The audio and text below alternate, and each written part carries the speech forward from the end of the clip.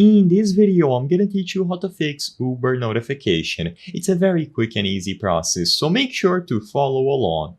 In this video, I'm gonna cover various fixes that you can use if you are having trouble with Uber or Uber Eats notifications. Maybe they aren't appearing properly on the top of your notification bar, maybe they are getting stuck, or anything like that. So all that you have to do to fix any issues attributed to Uber notifications is to go over to the settings of your device.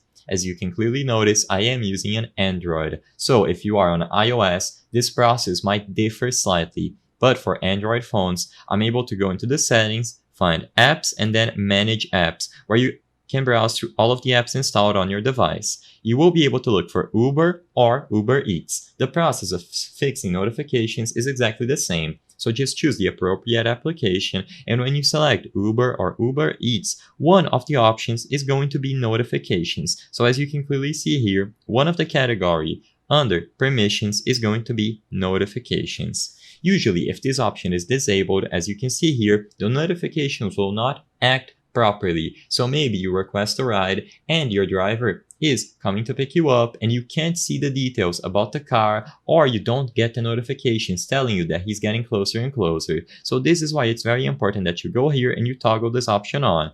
Afterwards, you can customize the notifications to your own liking.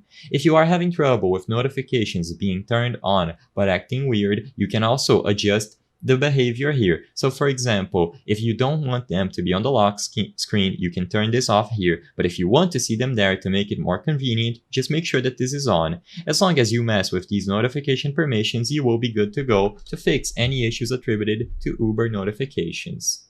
I hope I was able to help you on how to fix Uber notification. If this video helped you, please be sure to leave a like and subscribe for more quick and easy tips. Thank you for watching.